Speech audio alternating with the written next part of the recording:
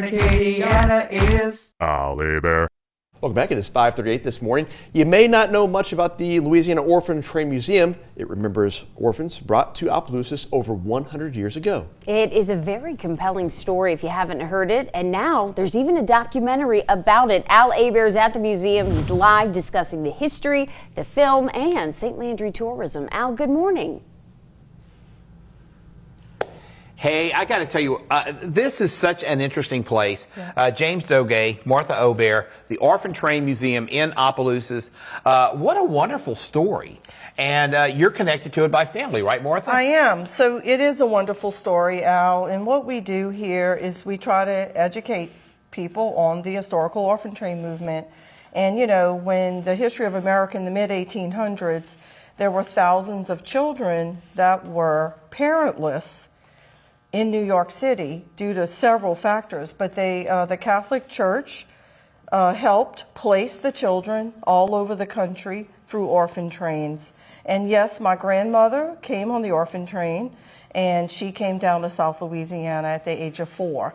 So here at the museum, we have lots of artifacts. We have clothing, original clothing that the children wore on the orphan train.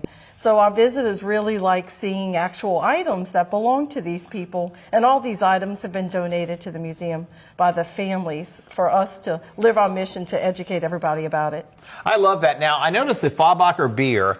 I remember, you know, if you remember the Jack's Brewery in New Orleans, and that all was like the Faubacker family.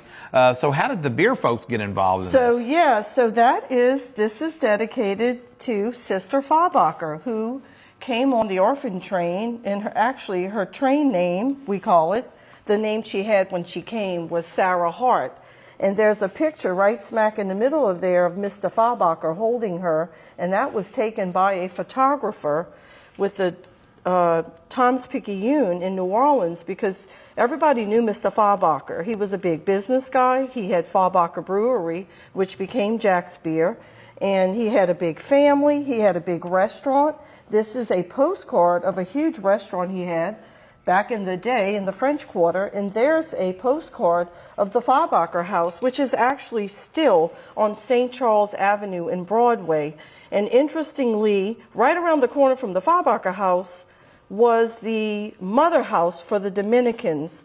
So this little girl grows up with the Faubackers and joins the Dominican order and became Sister Faubacker. I tell you what, that's a great story. You know, James, there's so many great stories here. We're going to talk about some of the stories this morning, talk about some of the artifacts here.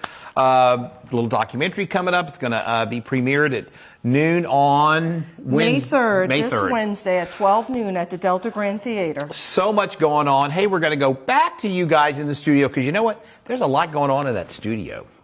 Yes, definitely want to add that to the calendar, Al. Sounds great. Thanks so much.